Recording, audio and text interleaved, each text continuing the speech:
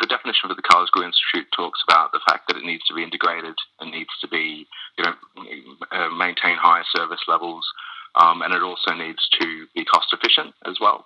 And they're the key kind of tenets of a successful SIAM implementation. So with that in mind, it's really making sure that we've got the right KPIs and measures to improve each of those areas.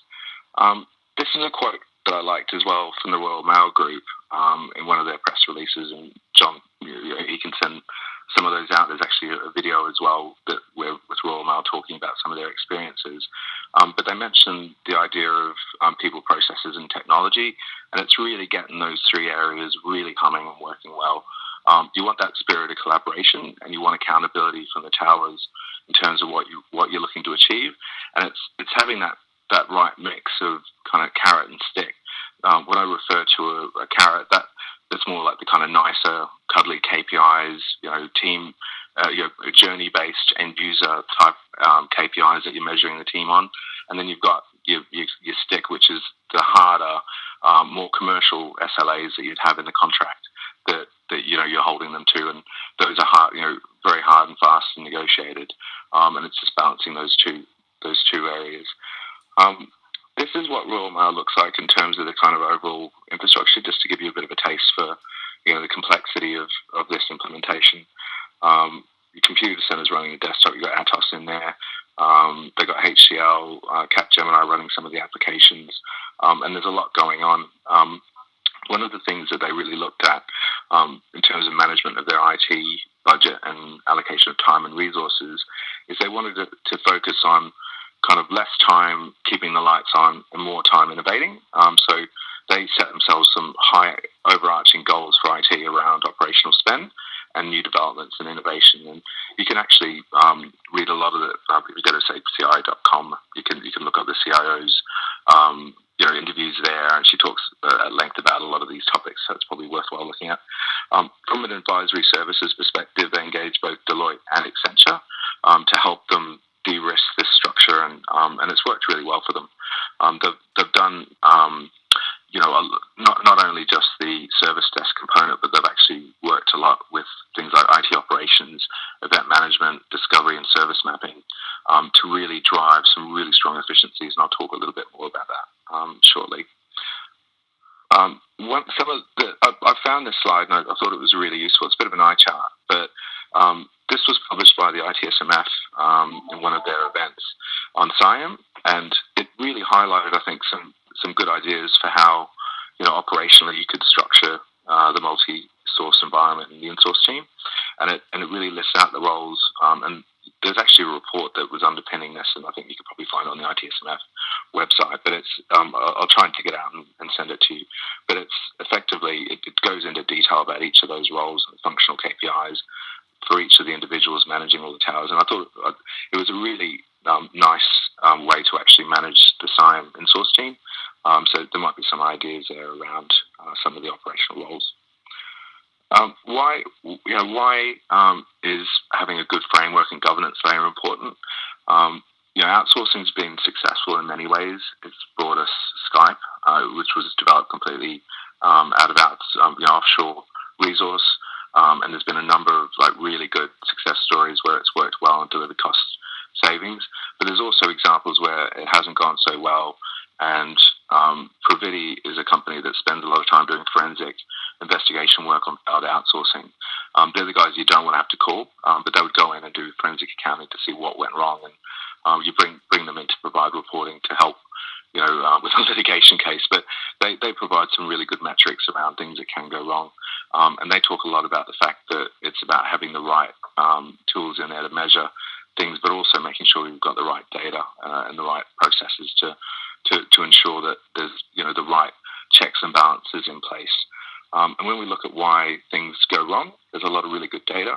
HFS published a report with KPMG on the topic, and one of the biggest causes of relationship failure is unclear expectations. Incorrect governance is another area. The provider might be providing poor performance. It's also the fact that the cost reduction that was promised as the original TCO hasn't been met. And finally, it's things like poor responsiveness, or maybe some hidden charges. So leading with the top end price for the service, but then over the life of the contract, it's much more. Those kind of things. They're the things that really lead to a breakdown in the relationship. When we look at that kind of end-to-end relationship, this is a chart that I liked because it sort of maps the journey of the vendor, and it's what we're really wanting to stop from happening is this sort of selection honeymoon period. Everything's all rosy, and then things start to decline, and then the value really starts to dip, but the costs continue to go up. And this is really the core problem that we look to solve. I'm conscious of just being yabbering on. Any sort of topic that you'd like to cover at this point, or any comments you'd like to make on what I've covered so far? Yeah, just stop me. No problem at all. So here it's really just making sure that the relationship's going to work well. When we look at surveys on outsourced relationships, no one really wants to go and find a new vendor. They just want it to work. They want to have better KPIs negotiated in the contract potentially, or they want to have better terms when they're unhappy.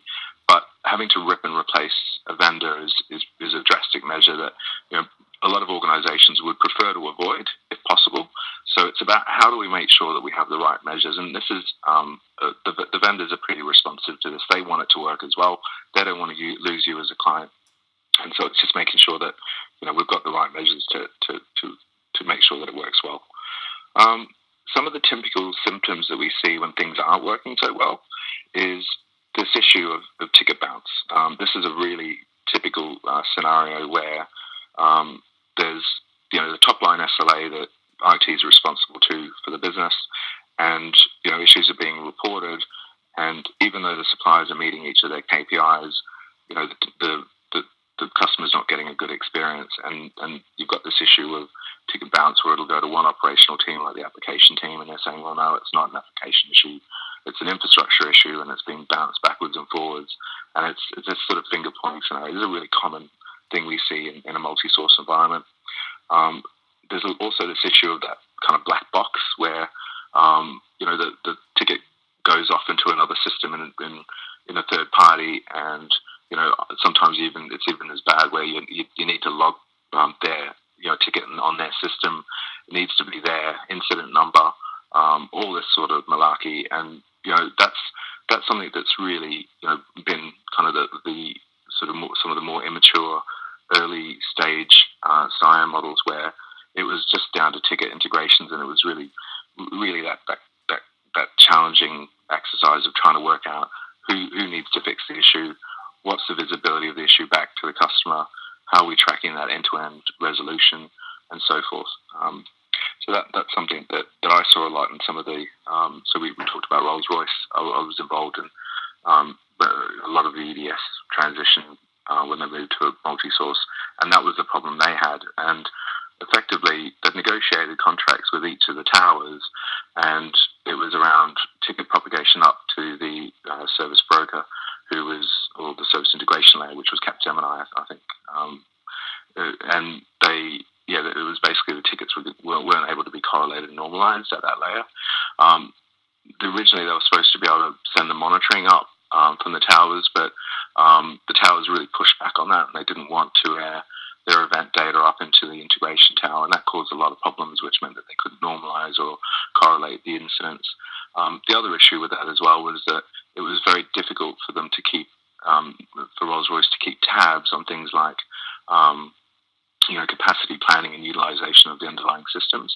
And clearly that's an issue, because then it's the whole, fox guarding the chicken coop scenario where, the vendors are responsible for provisioning servers, but then they're also responsible for the management and, good stewardship of those assets. And without the right governance, potentially it could lead to a bit of a conflict of interest. Any questions around that bit?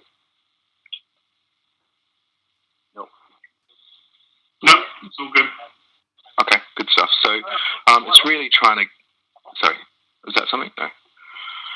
It's really trying to break down the silos and get everyone on a unified plane where IT really can start acting as a service broker and being more confident in the delivery of the underlying towers. So how do you get the best of breed vendors in, let them show what they can really deliver, give them the freedom to use potentially some of their own processes and tooling, but at the same time make sure you've got the right governance model so that you don't need to bring everything into the CMDB, for example. I mean, Coca-Cola globally, in their CMDB, only have 200,000 assets or CIs, which is really low for a company that size, but it works for them.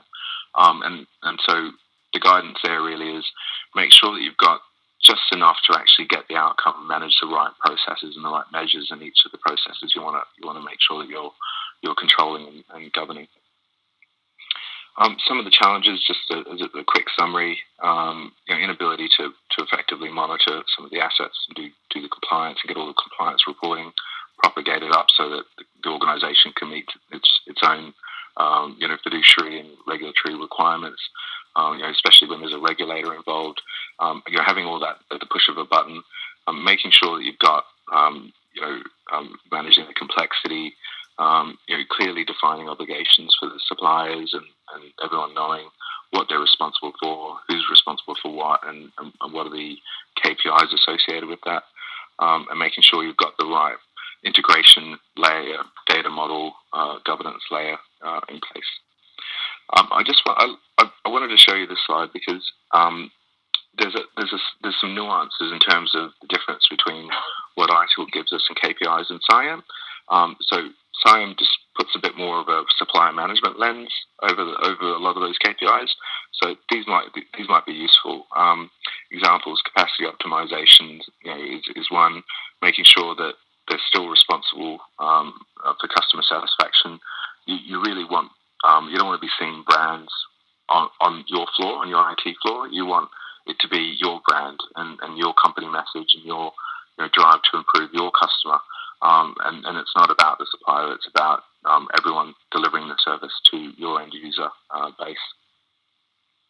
So as a quick summary, what good multi-sourcing should be delivering this Forrester is aligning the commercial and the operational aspects. And really the mechanism that we have from a process and governance perspective is the service level agreements or the KPIs. That's an area ServiceNow is very strong in terms of, because we have the processes in place, clearly we can also govern all of those processes and service levels. They don't need to be response time or just on the stopwatch. We can actually build a service level or cascading service level framework around any table on the ServiceNow platform. So an example would be, the change in state of a field in change, for example. So failed changes or successful changes based on that state change, we can monitor that as a service level. First line fix, we can monitor. We can look at things like capacity and utilization based on capacity events that come in, and we can measure utilization based on the data in that to make sure that the vendor's doing the right things. So there's a lot that we can do in as far as service level agreements and automatically tracking this stuff. The old way, and I think a lot of the vendors have moved on from this model, thankfully, but there's still a lot of this out there. It's the typical old school SLAs we used to see in a lot of the outsourced agreements would be things like, response time. Well, response time is great, but you need resolution time as well. Plus, there's actually a much better way to actually manage the end user experience, as we now know. This is probably what I'd call the SIAM 2.0, and there's a lot. If you Google SIAM 2.0, you'll see a lot of this sort of merging of the DevOps world with the SIAM framework, and it's about digital SLAs on UX, on user experience. It's being able to understand and segment your users. The vendor might be meeting their SLAs on 99% availability of the server infrastructure, but then you might have a geography where users are impacted.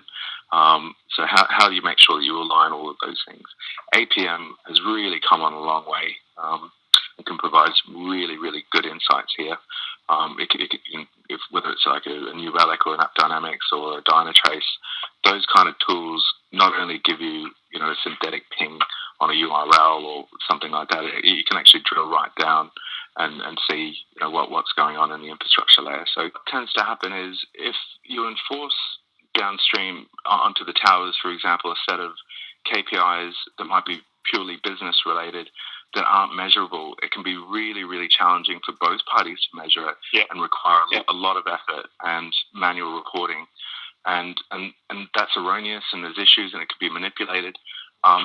ServiceNow is a new tool, much newer than some of the legacy tooling we've had traditionally. We've got REST APIs, which is great. So, and a lot of the vendors out there, starting to standardize on ServiceNow. Even the ones that have Remedy, it's still a ticket integration or a change integration.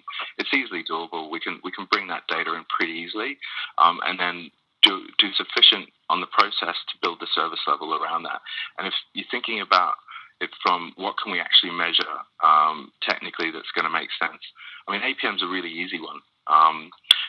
APM, I mean, some of those tools I mentioned are quite expensive, but you know what? Even a rudimentary synthetic APM capability is quite cheap, and that's going to help drive the governance of some of the SLAs. So I've actually used APM to help drive the service level a few times because it's so quick to deploy, and so there's no big support overhead on the end customer to have that, or the integrator to have that in place, governing the end-to-end stuff. You don't need to correlate loads of stuff, but it gives you a quick measure of what's going on, and then you can just build the SLA around whatever metrics that tool is providing you. So I think it's more what can you measure easily, and then build a service level around that based on what behaviors you want the towers to have, and you can have cascading service levels where you've got the integrator owning the top line service level, and then it's then feeding down into the towers. Yeah, absolutely. The challenges I've experienced here, it's more around negotiation of the terms with the vendor, and that they feel it's in their commercial interest to take on that service level. So it's really a negotiation, but it needs to be something that can be easily measured. So as long as you can try and also that adds the value you need in the process, you can get those three things right. I think it can be quite a painless exercise, especially with a lot of the tools that are out there now. Before it was really, really, really, really hard, and that I think would come on leaps and bounds. I'm working with Qantas here in Sydney at the moment, going through all their service levels for their SIAM with ServiceNow. They use event management through us to actually monitor a lot of those service levels, and they were really surprised when I went through and told them all the things that they could do, and we've scoped out the effort based on the tools that are there. They asked me for things like, can we do capacity, utilization, SLAs and change SLAs, and I sat with the admin over the course of the day and showed him how to build them out, within the service level management capability, and he didn't know he could do half the stuff that was there. So it's really come on leaps and bounds. So, okay, so again, it's really focusing on the customer and what you want to achieve. If you've got obligations that the regulator are holding you to, and you need to make sure that you're compliant at every juncture with those. I'm working with AMO here in Sydney as well. So AMO are the gas and electricity market operator for half of Australia, actually all states except for Queensland, and they basically have really, really strict governance around the trading applications that they have. They have one SLA that's ridiculous, where literally if that system goes down, they've got a response time SLA of 5 minutes, and I think a resolution SLA of 30 minutes, or else it goes to a fixed market. So they're the kind of things that the regulator want to see being managed really carefully and well. So that would drive a lot of the SLA type activity. There might be other things around other compliance frameworks that would drive those SLAs. But it's about focusing on the end customer and the obligations of the business.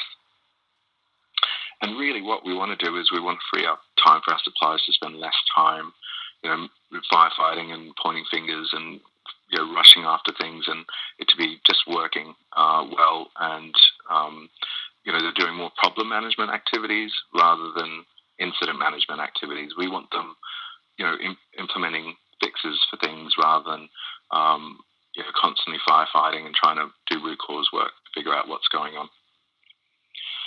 Now, in terms of required capabilities, it's first is really having that greater oversight over the vendor contributions, less dependency on the vendor to be giving you manual reports. You want to have a good framework for managing performance, good predictability of service levels, and really just that sort of end-to-end integration, and have the right framework in place. ServiceNow really gives us this through the operational integration aspect. So this is the data model. This is the API base. You can expose the APIs out to your vendors and say, look, this is it, lads. You need to make sure that you're connecting to these, and we expect these data sources from you in a digital format. And it is what it is. And now organizations are. I was in an MSP today, and organizations, they're being asked from a end user side to actually be providing these integrations, and it's not a difficult ask. So you expose the data model, and you expose the APIs, and that's what they connect to. You've then got the process layer, whether that's run by the service integrator, but that's where you have incident problem change or enough in the process layer for you to provide the governance. You don't need all of their ticket and event data, but you just need enough to be able to effectively govern the end-to-end multi-source. And finally, it's having that service taxonomy over the top, so that you can provide a front of IT back to the business, and that's the menu of services back to your customers, and then obviously the compliance and engagement structure over the top. Okay, this is an example sort of infrastructure diagram, if you will, with really that governance that I just went through. I like this one. I've seen variations of this. Some of the enhancements are things like the digital journey-based SLAs over some of your core services. They take a little while to map out once you understand what's there, but I think that work, once you've done it, is highly beneficial, and especially on the critical services. It just connects a lot of the pieces together. From a data modeling perspective, the CI is also a really good source of normalization across the estate. You can link a vendor to a CI, which then makes sure that a ticket gets routed to that CI. The policy of management of that CI is established. Monitoring of that CI is there as well, and that's what we use to normalize a lot of the data. So this is your target end state in terms of the potential governance and management model. I won't spend too much time on this. I'll try and get to the demo, but that's suffice to say something that we feel has come out of best practice and works quite well. How do you get from A to B? The first is really having the build right, so making sure you've got the front of house, service taxonomy, the process layer, and the end-to-end supply chain effectively in place so that you can manage the service correctly. Secondly, it's then being able to manage the service, and this is where you've got your service levels and service commitments, some of the cost aspects around the governance of the service. You do want some monitoring. You want to make sure that the service is available for your end users. And finally, it's about constant optimization as your vendors are doing work to improve things, so that's change and problem and so on. Again, we've touched on some of these, but we've got good referenceability in this space. So, Novartis is a massive reference for us, and they I think you need to allow for a mechanism by which they can improve. I mean, they need to be showing you innovation, not just at the end, towards the end of the life of the contract and near the renewal. They need to be showing you innovation throughout, and it's having the right mechanism that works for you guys to have that stream in place. Ideally, you don't want it specifically through your PMO office all the time, which means more spend. That should be part of their service, as part of their BAU service, where they have regular catch-ups on with the service owners, things working well, what can we do different, surveys, feedback, all that kind of stuff, rolling into a standard set of reporting or dashboarding that everyone's looking at. One of the things that the advisory services do really well is they look at your state A, and then they look at where you want to get to, and they'll define, typically the KPIs required or leading indicators that get you to that lagging indicator outcome, and that's really what you should be monitoring from a kind of constant, service improvement perspective. So, and it's collaborative. There's going to be teething problems when they first go live. I know Rio Tinto here in Australia, they're one of the largest companies in Australia. When they went live with Accenture on their public cloud, it was horrific. They had lots of problems, but they got through them. So that's expected, but it's just having the need for them to constantly optimize.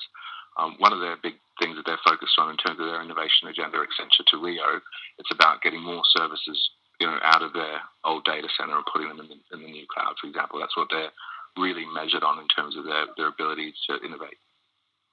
Yeah, I think, and that topic, by the way, can really chew up a lot of time when you're going through the workshops of your detailed design, which probably your vendors are pitching back to you now. And that's just a bit of a caution as well, because you get into these long-winded conversations with service owners potentially around things like what is a service, what is our service catalog, what are the services we want to be measuring, and you want to try and nip that in the bud as quickly as possible and focus on, right, what is the business asking us to do, and there's a little bit of kind of top down, bottom up at the same time. You want to be looking at what are you actually managing today, and then how do we need to move away maybe from deprecating some of those services and putting a risk score on each one. Which are the ones that are getting maybe underpinned by some shaky applications, and they're the ones we need to do different.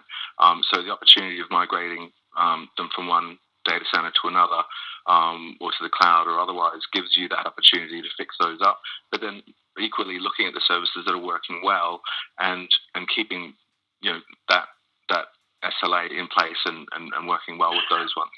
So that's sort of, I guess, the advice there really. But it's a challenging exercise, because there's also, you need to bring the stakeholders along for the journey, and that is a challenging exercise. I understand that.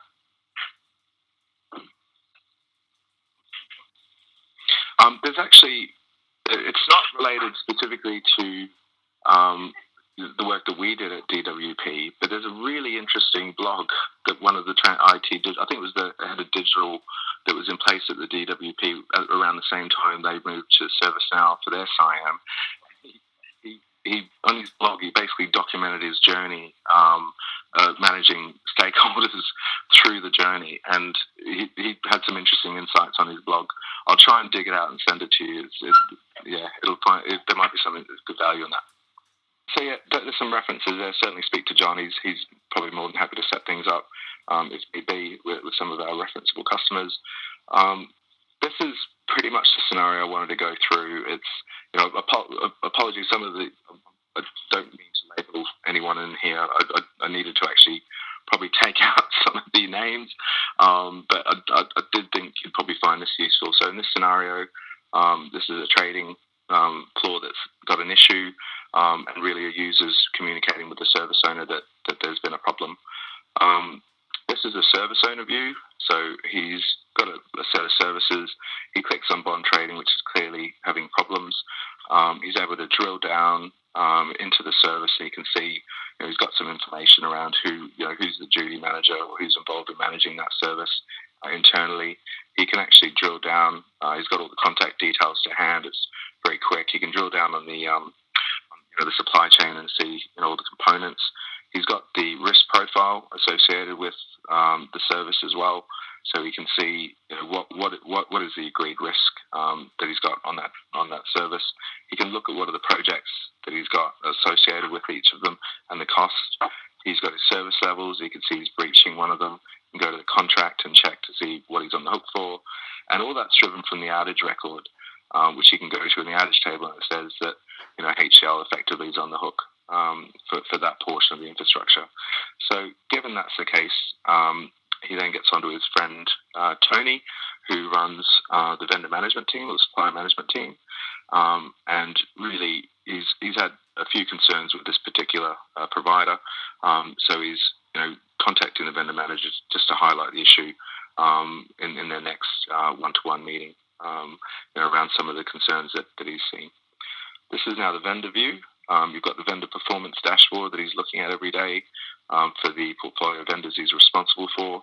And he can see from an SLA perspective that, true enough, this particular vendor's breaching SLAs.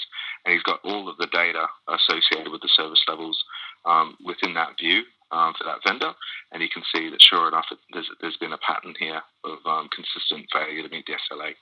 You can then jump into the vendor dashboard, vendor visibility dashboard, where you can see all the different vendors and benchmark them against each other.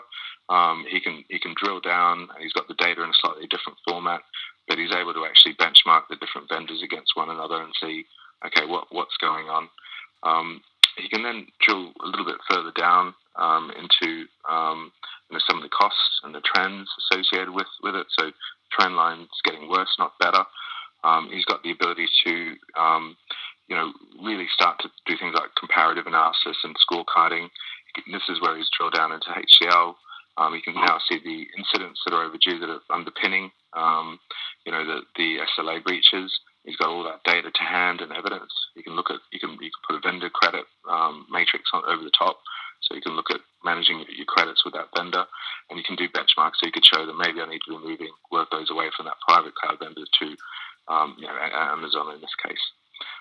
So that's all the vendor management capability in view of the same data, but through a supply manager lens. So you're probably wondering what happens next. We haven't really talked about IT too much. Well, IT is working on it, and they've got the confidence that they're on the case. So here what we're doing is we're bringing performance data into the platform based on the things that we want to measure. And sure enough, we can see that there's an issue with that service. There's a critical alert that then points us to a CI, which we can see that the vendor is associated to, and it's auto-generated an incident based on that event and send that to the vendor. The vendor can now look back and see, okay, there was a change. We look at whether it was in a healthy state. Okay, so the remediation option here is to roll back the change request. Sure enough, we do that. Approval goes out, and we've restored the service. So we're seeing the SIAM operator, their view of what needs to be done. You've got the in-source team then, the vendor manager and the service owner, seeing the same view of the same data, and it's really making sure that everyone's working to resolve customer issues. So that's a bit of a nirvana state, but that's the kind of thing that we're working with our customers. Yeah, and I mean, that's good to hear. I mean, if it's certainly with some of the newer cloud platforms now, a lot of the data is held in REST as well. So bringing in some of the data that I've just showed you there isn't as difficult as it used to be. So bear that in mind in your discussions. It's not like you're dealing with a bunch of old school monitoring. Whether it's through the VMware monitoring, or whether it's through the APIs of a public cloud service, there's actually a lot that we can bring in and then supplement it with APM. The interesting nuances that I'm seeing, so Qantas have got a very fragmented multi-source. They have the service integration partner, Kinetic IT, manage the service integration layer, and then you've got IBM and some of the other, like Fujitsu, I think is in there, Amadeus, a few other ones managing each of the towers. And the way that they've dealt with the CI challenge and getting that up from the towers, they're getting good incident data and event data coming in from the towers. They're using Event to then query the CMDB. A lot of the vendors were a bit touchy about letting Qantas use their own discovery in their data center. So although they were fine with Qualys, which was weird, but anyway, for vulnerability management. But the way that Qantas got around that was that they used Event to highlight the fact that there wasn't a CI in the CMDB. That then triggers a service request down to the vendor to say, hey, you need to be giving us the CI data. It's gotten to a point where they've got such a backlog of requests to bring in CIs and so on that the vendors now look going, hey, okay, let's look at discovery. So there's a few little tricks and things to make sure you get the outcome. AMP is another customer of mine here in Australia, and the way that they got around it was they just told CSC and their other partners. I think they got TCS and they I think DideAge is the other one. They said they all had to use the same tool. So there's different ways that you can tackle the beast depending on how nice you want to be with your vendors.